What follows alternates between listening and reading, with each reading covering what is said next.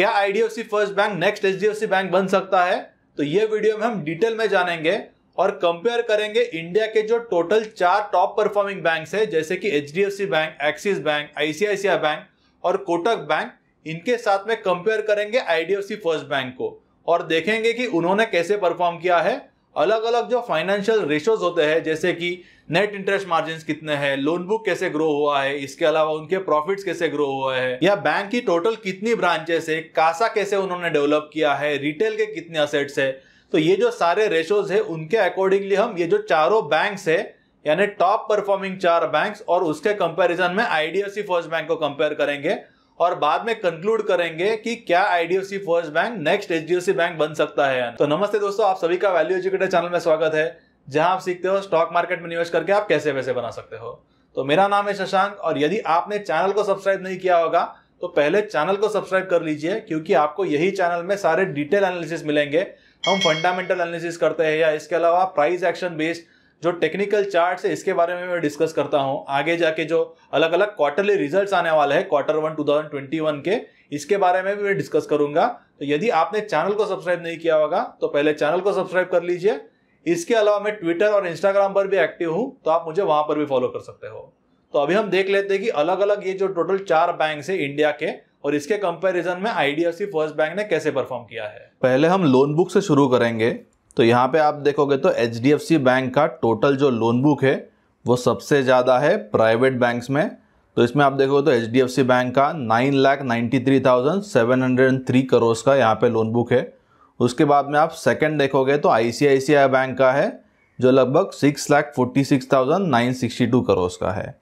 Third number पे आप देखोगे तो एक्सिस बैंक आता है जिसका जो लोन बुक है वो 5,71,424 करोड़ का है। और बाद में आप देखो तो कोटक बैंक और लास्ट में आईडीएफसी फर्स्ट बैंक आता है। आईडीएफसी फर्स्ट बैंक आप देखोगे तो काफ़ी कंपैरेटिवली स्मॉल बैंक्स है। ये जो बाकी बैंक्स है जैसे कि HDFC bank, Kotak bank, ICICI bank या एक्सिस बैंक, तो ये जो आप देखोगे तो वो टॉप 4 बैंक्स है इंडिया में से। तो उसके बाद में अभी हम उनके रिटेल के असेट्स देखते हैं। तो रिटेल के असेट्स इसका मतलब उनके टोटल लोन बुक से रिटेल के लोन्स कितने हैं। तो इसके हम परसेंटेज वाइज भी डिटेल देखेंगे और राइट साइड का जो चार्ट है वो स्पेसिफिकली आईडीएफसी फर्स्ट का चार्ट है। तो पहले हम ये देखते हैं कि एचडीएफसी बैंक में जो टोटल उनके असेट्स है उसके कंपैरेटिवली आप रिटेल असेट देखोगे तो लगभग वो 49.98% के हैं यानी 50% के हैं। और करोड़ में आप उनके टोटल रिटेल के असेट्स देखोगे तो वो 4,96,691 करोड़ के हैं। इसके बाद आप देखोगे तो फिर सेकेंड नंबर पे आईसीआईसीआई बैंक आता है जिसमें जो रिटेल के असेट्स है वो लगभग 3,52,821 करोड़ के हैं। पर यहाँ पे आप उनके रिटेल असेट का परसेंटेज देखोगे compare to total loan book वो 54% का है। बाद में एक्सिस बैंक का 3,05,400 करोड़ का है और परसेंटेज टर्म में लगभग 53.45% का है। यहाँ पे आप आईडीएफसी फर्स्ट बैंक के टोटल रिटेल के असेट्स देखोगे कंपैरिजन के टर्म्स में तो आपको काफी कम दिखाई देंगे। बट यदि आप परसेंटेज टर्म में देखते हो यानी टोटल लोन बुक के कंपैरिजन में रिटेल की कितनी लोन बुक है तो उनकी जो रिटेल की लोन बुक है वो आप कंपेयर कर सकते हो बाकी जो काफी बड़े साइज के बैंक से। और इसमें सबसे इंटरेस्टिंग चीज आप ये देखोगे तो दिसंबर 2018 में उनके टोटल जो लोन्स है उसमें से सिर्फ 35% के जो लोन्स है वो रिटेल के लोन्स थे।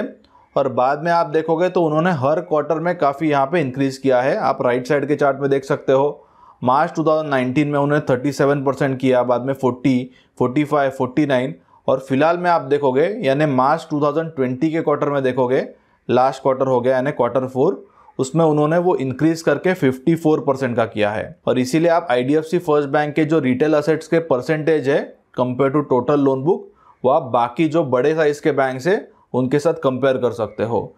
यानी उन्होंने काफ़ी यहाँ पे अच्छी तरीके से उनके रिटेल के जो असेट्स है यहाँ पे ग्रो किए हैं। और मैं यहाँ पे रिटेल असेट्स के बारे में क्यों डिस्कस कर रहा हूँ क्योंकि आप जब भी देखोगे तो जब भी डाउन ट्रेंड आ जाता है यानी रिसेशन जैसी कंडीशंस आ जाती है तभी आप देखोगे तो जो होलसेल बैंक्स है यानी जो कॉर्पोरेट लेंडिंग करते हैं, बड़े साइज के लोन्स देते हैं जैसे कि यस बैंक हो गया या आप देखोगे तो आरबीएल बैंक हो गया या इसके अलावा आप इंदसन बैंक भी देखोगे तो उनके लोन बुक का काफ़ी जो पोर्शन है वो आप देखोगे तो वो होलसेल लेंडिंग हो गया या जो बड़े साइज के लोन्स है वो उन्होंने दिए हैं। तो यहाँ पे क्या हो जाता है कि जब भी रिसेशन आता है तभी बहुत इशू आ जाते हैं ऐसे लोन्स में और इसीलिए उनके जो एनपीएस है वो काफी बढ़ जाते हैं, प्रोविजन उनको ज्यादा करना पड़ता है और इसीलिए उनका जो फाइनल नेट प्रॉफिट है वो काफी कम हो जाता है।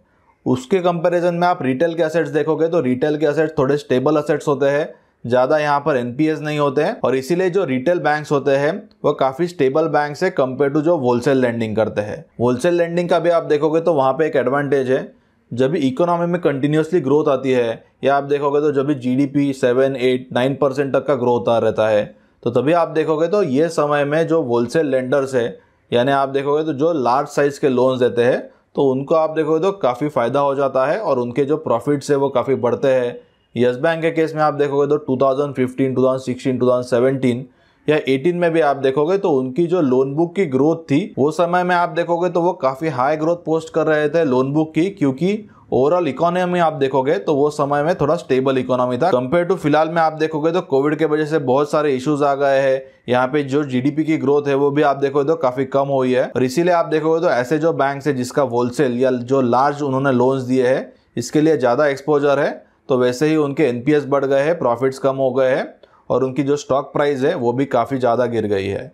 इसीलिए मुझे लगता है कि जो रिटेल फेस बैंक्स है उनको ज़्यादा यहाँ पे अफेक्ट नहीं आएगा। फिलहाल में आप देखोगे तो बंधन बैंक ने Q1 2021 का रिजल्ट पोस्ट किया था तो उसमें आप देखोगे तो रिजल्ट काफ़ी स्टेबल है, क्वार्टर ऑन क्वार्टर वहाँ पे उन्होंने कुछ इंप्रूवमेंट किया है और इसीलिए आप देखोगे तो फिर जो स्टॉक है वो भी लगभग नीचे से डबल हुआ है। यानी मार्केट को बाद में ये एक्सपेक्टेशन था कि यहाँ पे बहुत ज़्यादा इश्यूज नहीं आएंगे। जब भी मेजर क्रैश हो गया था यानी जब भी निफ्टी 7500 हो गई थी तभी सारे जो स्टॉक्स है वो यहाँ पे नीचे गिर गए थे और उसके साथ में बंधन बैंक भी गिर गया था, पर उसमें आप देखोगे तो बाद में ये जो स्टॉक है लगभग उसके लोअर लेवल से यहाँ पे डबल हुआ है और इसीलिए मुझे लगता है कि ये जो रिटेल बैंक है उसमें बहुत ज़्यादा इश्यूज नहीं आएंगे और उनके जो प्रोविजंस है वो थोड़े कम हो गए कंपेयर टू जो कॉर्पोरेट बैंक है या जिन्होंने बहुत बड़े साइज के लोन्स दिए हैं। तो अभी हम उसके बाद में टोटल डिपॉजिट्स कंपेयर करते हैं तो यहाँ पे आप देखोगे तो एचडीएफसी बैंक के सबसे ज्यादा डिपॉजिट्स है, टोटल 11,47,502 करोड़ के जो डिपॉजिट्स है वो एचडीएफसी बैंक के पास है। उसके बाद आप देखोगे तो आईसीआईसीआई बैंक के पास 6,52,920 करोड़ के है, एक्सिस बैंक में लगभग 6,40,105 करोड़ के है और कोटक बैंक के पास आप देखोगे तो 2,62,821 करोड़ के है और आईडीएफसी फर्स्ट बैंक के पास आप देखोगे तो 65,107 करोड़ के है। तो आईडीएफसी फर्स्ट बैंक के बारे में आप देखोगे तो 2015 में आईडीएफसी बैंक डीमर्ज हुआ था आईडीएफसी लिमिटेड से और बाद में 2018 दिसंबर में आप देखोगे तो यहाँ पे मर्जर हुआ था आईडीएफसी बैंक और कैपिटल फर्स्ट का और इसीलिए आप देखो तो आईडीएफसी फर्स्ट बैंक बहुत ज्यादा पुराना बैंक नहीं है और यदि आप उनके टोटल डिपॉजिट्स कंपेयर करोगे बाकी बैंक के साथ में तो आपको ये जो डिपॉजिट्स है वो काफी कम दिखाई देंगे। पर यहाँ पे हमें ये देखना है कि उनके जो डिपॉजिट्स है उन्होंने क्या रेट से ग्रो किए हैं और उनका जो कासा यानी करंट अकाउंट और सेविंग अकाउंट के डिपॉजिट्स और कासा का परसेंटेज उन्होंने कैसे ग्रो किया है। तो इसके बारे में भी जो डिटेल्स है वो अभी हम देखते हैं। तो यहाँ पे आप देखो तो जो कासा के डिपॉजिट्स है एचडीएफसी बैंक के वो लगभग 4,84,625 करोड़ के हैं। तो कासा में आप देखोगे तो जो सेविंग अकाउंट होता है उसमें जो इंटरेस्ट होता है वो टर्म डिपॉजिट्स यानी एफडी के कंपैरिजन में काफ़ी कम होता है। रिसेंटली आप देखोगे तो एसबीआई ने अपने जो सेविंग अकाउंट के इंटरेस्ट रेट्स है वो लगभग 2.7% के किए हैं और जो करंट अकाउंट होता है वो अकाउंट में कोई भी आपको इंटरेस्ट नहीं मिलता, कोई भी बैंक आपको करंट अकाउंट पे इंटरेस्ट नहीं देती। और इसके बाद में आप एचडीएफसी बैंक का टोटल कासा परसेंटेज देखोगे कंपेयर टू टोटल डिपॉजिट्स यानी CASA deposits plus term deposits यानी टोटल डिपॉजिट्स के कंपैरिजन में आप देखोगे तो वो 42.23% का है। कोटक बैंक का सबसे ज्यादा है इंडिया में जो 56% का है कासा परसेंटेज और कासा के आप टोटल डिपॉजिट्स देखोगे तो वो लगभग 1,47,662 करोड़ के है। आईसीआईसीआई बैंक के आप देखोगे तो जो टोटल डिपॉजिट्स है कासा के वो 3,23,940 करोड़ के है और आप यदि परसेंटेज टर्म में देखोगे तो यहाँ पर वो 44.6% का है। इसके बाद में एक्सिस बैंक के आप टोटल डिपॉजिट्स देखोगे यानी कासा के डिपॉजिट्स तो वो 2,63,700 करोड़ के है और परसेंटेज में वो 41.2% का है। आईडीएफसी फर्स्ट बैंक में आप देखोगे तो उनके जो टोटल कासा के डिपॉजिट्स है वो लगभग 20,661 करोड़ के है और कासा एज अ परसेंटेज आप देखोगे तो वो 31.87% का है।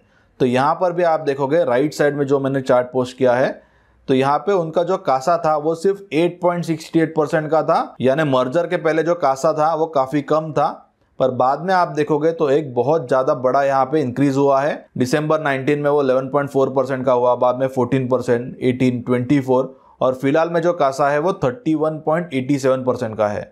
तो ये जो कासा है आप फिलहाल में देखोगे तो काफ़ी अच्छा कासा उन्होंने पोस्ट किया है। ग्रोथ भी आप देखोगे तो काफ़ी रैपिडली उन्होंने ये जो कासा है वो ग्रो किया है। आप देखोगे तो सिर्फ 1.5 ईयर्स में उन्होंने कासा 8% से 31% का किया है। तो यदि बैंक को प्रॉफिटेबल होना है तो जितना आपका कासा ज़्यादा है यानी कासा का परसेंटेज ज़्यादा है उतना ही आपका जो कॉस्ट ऑफ डिपॉजिट्स है वो कम हो जाता है। क्योंकि आप देखोगे तो कासा में आपको जो इंटरेस्ट रेट है वो काफ़ी कम देना होता है कंपेयर टू टर्म डिपॉजिट्स हो गए, या सपोज आप बाकी कोई बॉन्ड्स लेते हो तो उसके कंपैरिजन में जो इंटरेस्ट होता है कासा का तो वो काफ़ी कम होता है।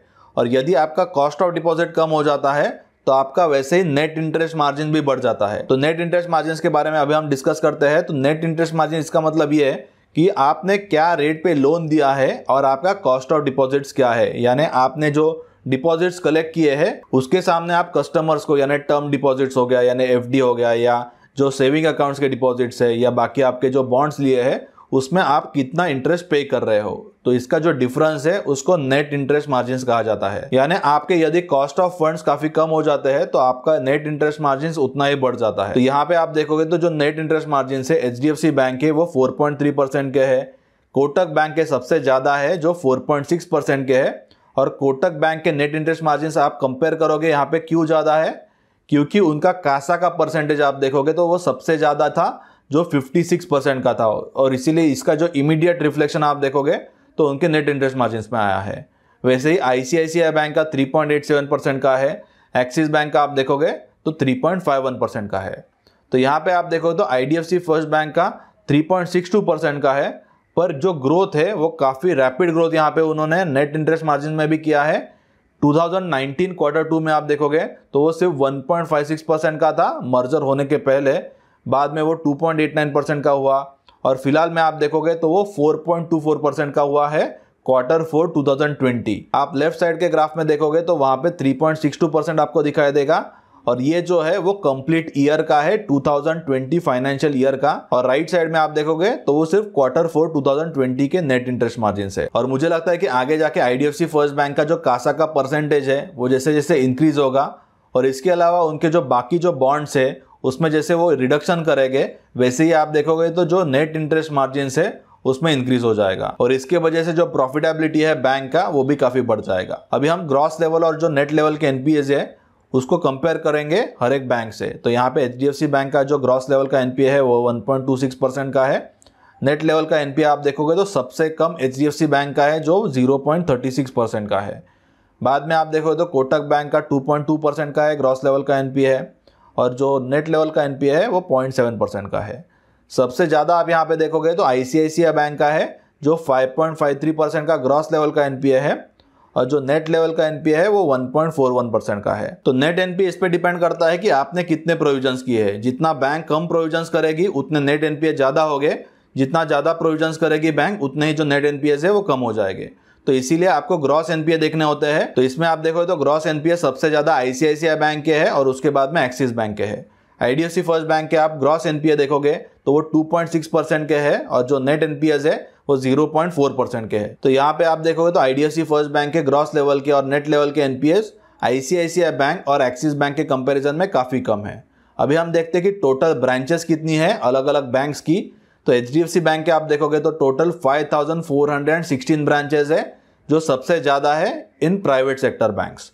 कोटक बैंक में आप देखोगे तो लगभग 1600 ब्रांचेस है। आईसीआईसीआई बैंक के 5324 ब्रांचेस है। एक्सिस बैंक के यहाँ पर 4800 ब्रांचेस है, और आईडीएफसी फर्स्ट बैंक के सबसे कम है जो 464 है। पर यहाँ पे आपको ट्रेंड देखना है। Q3 2019 में आप टोटल ब्रांचेस देखोगे तो वो सिर्फ 206 के थे, बाद में वो 242 हो गए, पर फिलहाल में Q4 2020 में आप देखोगे तो वो 464 हुए हैं। यानी Q3 2019 के कंपैरिजन में आप देखोगे तो ये जो ब्रांचेस है वो लगभग डबल हो चुके हैं। यानी जो बैंक है वो काफ़ी एग्रेसिवली उनके जो ब्रांचेस है वो इंक्रीज कर रहा है, और जैसे ही ब्रांचेस इंक्रीज होते हैं उसका ही आपको इमीडिएट जो रिफ्लेक्शन है वो कासा में दिखाई देता है, और इसीलिए उनके जो कासा के टोटल डिपॉजिट्स है वो भी इंक्रीज हुए हैं, और एज ए कासा परसेंटेज भी आप देखोगे कंपेयर टू टोटल डिपॉजिट्स वो भी काफ़ी इंक्रीज हुए हैं। अभी हम एक लास्ट कंपेरिजन करते हैं जो प्राइस टू बुक वैल्यू का है, यानी करंट मार्केट प्राइस क्या है और उसके कंपेरिजन में पर शेयर का बुक वैल्यू क्या है। तो यहाँ पे आप एचडीएफसी बैंक का देखोगे तो वो 3.31 टाइम्स है, कोटक बैंक का सबसे ज़्यादा है जो 3.9 टाइम्स है, ICICI बैंक का 1.95 टाइम्स है, एक्सिस बैंक का 1.44 टाइम्स है और IDFC फर्स्ट बैंक का 0.95 टाइम्स है। तो यहाँ पे आप सोचोगे कि IDFC फर्स्ट बैंक को फिलहाल में इतना कम प्राइस टू बुक वैल्यू क्यों मिल रहा है।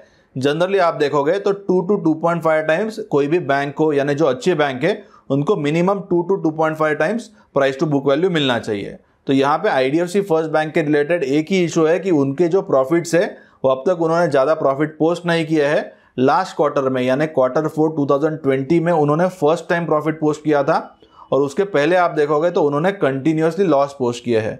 क्योंकि यहाँ पे आप देखोगे तो ये जो बैंक है बेसिकली IDFC फर्स्ट बैंक, वो एक मर्ज हुआ था कैपिटल फर्स्ट और IDFC बैंक से। और IDFC बैंक में आप देखोगे तो उन्होंने जो लोन्स दिए थे वो इतने हाई क्वालिटी के लोन्स नहीं थे और इसीलिए बहुत ज़्यादा प्रोविजंस करने पड़े वैद्यनाथन जी को और इसीलिए उन्होंने कंटिन्यूसली लॉस पोस्ट किए हैं। और फिलहाल में आप देखोगे तो उनके जो रिटेल के लोन है उसमें बहुत ज़्यादा इश्यूज नहीं है। उनकी जो रिटेल की लोन बुक है वो काफ़ी स्टेबल लोन बुक है। और इसके अलावा अभी टोटल लोन बुक के कंपैरिजन में आप रिटेल की लोन बुक देखोगे IDFC फर्स्ट बैंक की तो वो 54% की हो चुकी है। यानी फिलहाल में आप देखोगे तो उनके जो बाकी लोन्स है वो यहाँ पे सिर्फ 45% के बचे हैं जो पहले 70% के थे। यानी आगे जाके सपोज इकोनॉमी में थोड़ा स्ट्रेस भी आ जाता है तो IDFC फर्स्ट बैंक के ये जो रिटेल के असेट्स है उसमें बहुत ज़्यादा स्ट्रेस नहीं आएगा और यहाँ पे मुझे नहीं लगता कि बहुत ज़्यादा आगे जाके IDFC फर्स्ट बैंक प्रोविजंस करेगी, क्योंकि उनकी जो लोन बुक है वो उन्होंने already retail focus loan book बना दी है। और ये जो रिटेल फोकस लोन बुक है उसमें आगे जाके जो NPS हो गए या जो प्रोविजंस हो गए